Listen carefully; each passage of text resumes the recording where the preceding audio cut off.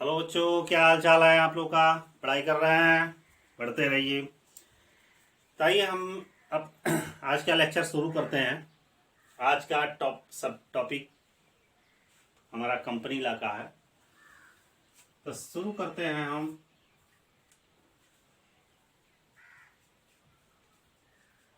Company law, ठीक है।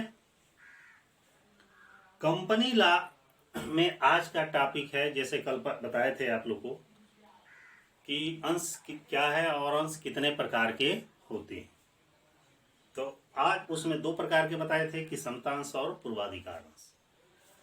उसमें से पूर्वाधिकार अंश में आइए, सबसे पहले आइए पूर्वाधिकार अंश, ठीक है। पूर्वाधिकार अंश को अंग्रेजी में प्रेफरेंस शेयर कहा जाता है, ठीक है। और इसके बारे में भी चर्चा आप लोग से चल चुकी थी, लेकिन आज इसमें जानिए कि ये कितने प्रकार के होते हैं। पूर्वाधिकार अंश कई प्रकार के होते हैं। पहला, संचय पूर्वाधिकार अंश। कौन सा होता है? संचय पूर्वाधिकार अंश। संचय पूर्वाधिकार अंश क्या होता है कि ऐसा अंश, ध्यान से सुनिएगा, ऐसा अंश जिसमें अंशधारियों का लाभांश, मतलब जैसे हम शेयर खरीदते हैं किसी कंपनी से, तो हमको क्या बेनिफिट होता है? कंपनी जितना लाभ कमाती है उस लाभ को हमको भी कुछ देती है। कितना देती है? वो हम जिस हिसाब से पैसा इन्वेस्ट किए रहेंगे उस रेशियो से देती है। तो ऐसा उसी लाभ को क्या कहा जाता है? लाभांश कहा जाता है। तो आइए संचय पूर्वाधिकार, ऐसा लाभांश, ध्यान से सुनिएगा, जिसमें अंशधारियों का हित सुरक्षित रहता है। अर्थात जब कंपनी अपने अंशधारियों का लाभ सुरक्षित रहती है, संचित रखती है, लाभांश सुरक्षित रहती है, कि भाई किसी भी कंडीशन कंपनी में कोई भी झोंका आए जाए, उससे कोई मतलब नहीं है। भाई आप जितना पैसा इन्वेस्ट किए हैं, आपका हिस्सा या उसका लाभांश, उसका शेयर जो भी बनेगा मैं आपको दूंगा। तो ऐसे पूर्वाधिकार, ऐसे अंशों को क्या कहा जाता है? संचय पूर्वाधिकार अंश कहा जाता है, ठीक है। इसके बाद से होता है असंचय पूर्वाधिकार अंश। और संचय पूर्वाधिकार अंश, इसका मतलब क्या होता है कि वह लाभांश, माने ऐसे अंश जिसमें अंशधारियों का लाभांश सुरक्षित नहीं रहता है। अर्थात ऐसा गारंटी नहीं रहता है कि भाई उन्हें देना ही देना है, कम भी हो सकता है, अधिक भी हो सकता है। तो जिनमें अंशधारियों का लाभांश सुरक्षित नहीं रहता है तो उसे असंचय पूर्वाधिकार अंश कहा जाता है।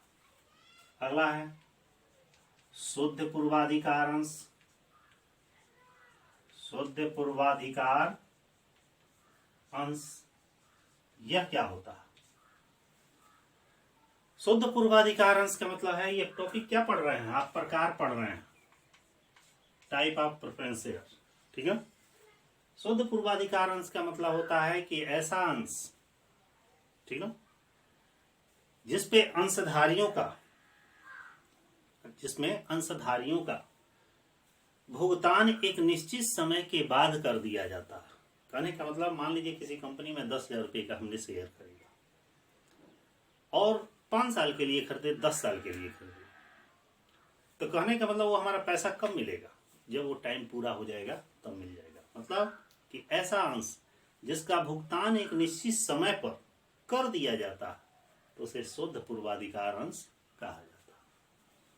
अगला है अशुद्ध पूर्वाधिकार अंश। ये क्या होता है? वे अंश या वे पूर्वाधिकार अंश जिनका भुगतान एक निश्चित समय पर नहीं किया जाता, तो उसे क्या कहा जाता है? अशुद्ध पूर्वाधिकार अंश कहा जाता है। कन्फर्म? सब एक दूसरे से रिलेटिव हैं, ये ध्यान दीजिएगा। एक समझ में आया?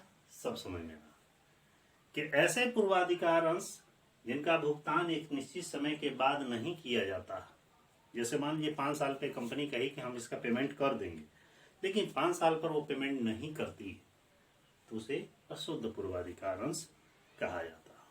अगला, परिवर्तनशील पूर्वाधिकार अंश।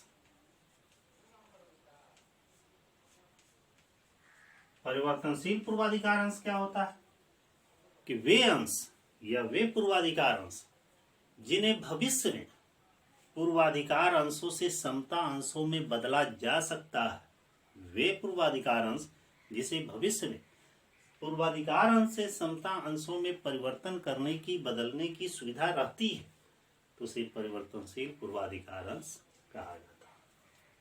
अगला, अपरिवर्तनशील पूर्वाधिकार।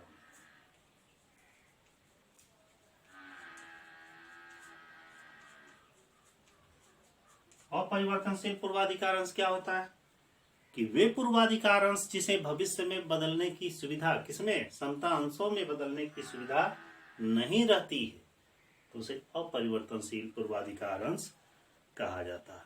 ठीक है। अगला, भागयुक्त पूर्वाधिकार अंश।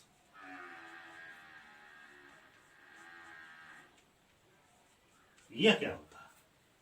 भागयुक्त पूर्वाधिकार अंश क्या होता है? भागयुक्त पूर्वाधिकार अंश होता है कि जब हमने किसी कंपनी में पैसा इन्वेस्ट किया, मतलब उसके शेयर हमने खरीदे, उस पर जितना भी लाभ में हिस्सा बनेगा वो तो मिलेगा, ठीक है। लेकिन यदि कंपनी को जो उसकी टारगेट है उससे अधिक लाभ प्राप्त हुआ, यदि कंपनी को वो टारगेट रखा होगा 1 लाख कमाना है, लेकिन उसने 1.5 लाख रुपया कमाया, तो भागयुक्त पूर्वाधिकार अंश का मतलब होता है कि ऐसे अंशधारी या ऐसे अंश जिनमें कंपनी की अतिरिक्त लाभ में भी हिस्सा पाने का अधिकार होता है, मतलब उसके टारगेट से यदि अधिक लाभ हुआ है तो उस अधिक लाभ में भी वो हिस्सा पाने का अधिकारी होगा, तो उस अतिरिक्त लाभ में लाभांश पाने का अधिकारी होगा, हिस्सा पाने का अधिकारी होगा, तो उसे भागयुक्त पूर्वाधिकार अंश कहा जाता है। एक और है अभागयुक्त पूर्वाधिकार अंश। यह क्या होता है?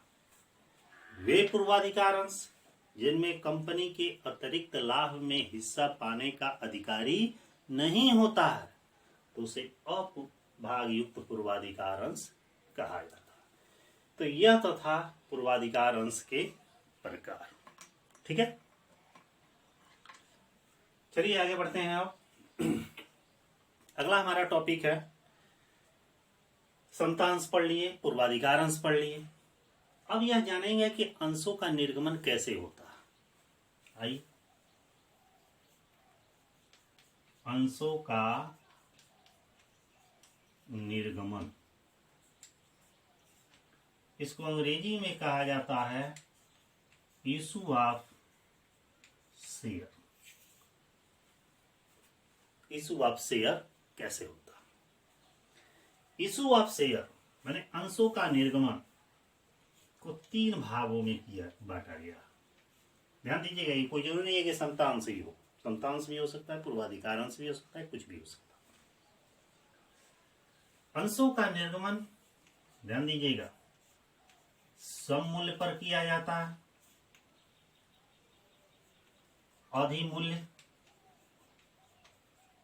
इसी को प्रब्याज भी कहा जाता है, पर निर्गमन,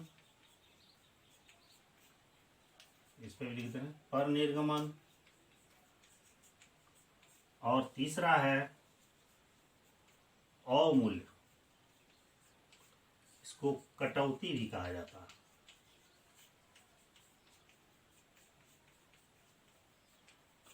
जो ये कंपनी लॉ का टॉपिक आप लोगों को बता रहे हैं, ये कई जगह है, इंटरमीडिएट में भी है, बीकॉम में भी है, जहां भी पढ़ेंगे कंपनी उसमें है। ध्यान दीजिएगा, अंशों का निर्गमन 3 टाइप से किया जाता है, सम मूल्य पर निर्गमन, आधे मूल्य पर निर्गमन, अवमूल्य पर निर्गमन। अब ये कैसे होता है? सम मूल्य पर, सम माने होता है बराबर, कि जब कोई कंपनी अपने जो भी अंशों का निर्गमन करती है उस पर जो रेट लिखा गया रहता है, 10 रुपये लिखा है तो 10 रुपया, 100 रुपया लिखा है तो 100 रुपया, जिस रेट पर लिखा रहता है उसी रेट पर निर्गमन करती है, न उससे कम न उससे ज्यादा, तो उसे सम मूल्य पर निर्गमन कहा जाता है। जैसे कोई 100 रुपये का शेयर है, 100 रुपये का क्या है? शेयर है। जब इसे इशू किया गया, जारी किया गया जनता में, तो इसको 100 ही रुपये पर किया गया, तो इसे क्या कहा जाएगा? सम मूल्य पर निर्गमन। मैंने जितने का है उतने, जैसे मान लीजिए कोई सामान है, 100 रुपया दाम है, प्रिंट मतलब 100 रुपया, मैं खरीदने गया तो 100 ही रुपये में लाया, तो इसे सम मूल्य पर निर्गमन कहा जाए। अधिमूल्य या प्रब्याज पर निर्गमन क्या होता है? अधिमूल्य बने नाम ही है इसका अधिक मूल्य, मतलब जो उस पर प्रिंट अंकित मूल्य होता है, प्रिंट होता है, लिखा गया रहता है कि 100 रुपया रेट है, 50 रुपया रेट है, उससे अधिक दाम पर उसको निर्गमित किया जाता है, इशू किया जाता है, तो उसे अधिमूल्य पर निर्गमन कहा जाता है। जैसे मान लीजिए 100 रुपये का ये क्या है? शेयर। जब इसे इशू किया गया तो 110 रुपये में किया गया। जैसे ये तब होता है जब शेयर का शॉर्टेज होता है, अर्थात उसकी डिमांड ज्यादा आ जाती है। ऐसे कंडीशनों में देखे होंगे कि मार्केट में कोई सामान का रेट है 20 रुपया, लेकिन उसका मार्केट में शॉर्टेज, तो वो कितने में बेच सकता है? 25 में बेचेगा, 30 में बेचेगा, वो पंचाहा रेट पे बेचेगा। जैसा डिमांड उसी के अनुसार बढ़ा के दाम बेच सकता है। जानता है कि क्या नाम है, हमारा बिक जाएगा, तो थोड़ा मुनाफा करा लिया। अवमूल्य पर निर्गमन क्या होता है? यदि किसी शेयर का रेट 100 रुपये का, 100 रुपये का हमारा शेयर, और इसे हम 90 रुपये में, 90 रुपये में क्या करते हैं? इशू करते हैं, तो इसे क्या कहा जाएगा? अवमूल्य पर निर्गमन कहा जाएगा। माने जब शेयरों को कंपनियां जारी करती हैं तो उसके अंकित मूल्य से कम मूल्य पर निर्गमित करती हैं, तो उसे अवमूल्य या कटौती पर निर्गमन कहा जाता है। इस तरह अंशों का निर्गमन 3 ही प्रकार से होता है। ठीक है, कन्फर्म। इस तरह आज के टॉपिक में आप पढ़े पूर्वाधिकार अंश कितने प्रकार के होते हैं।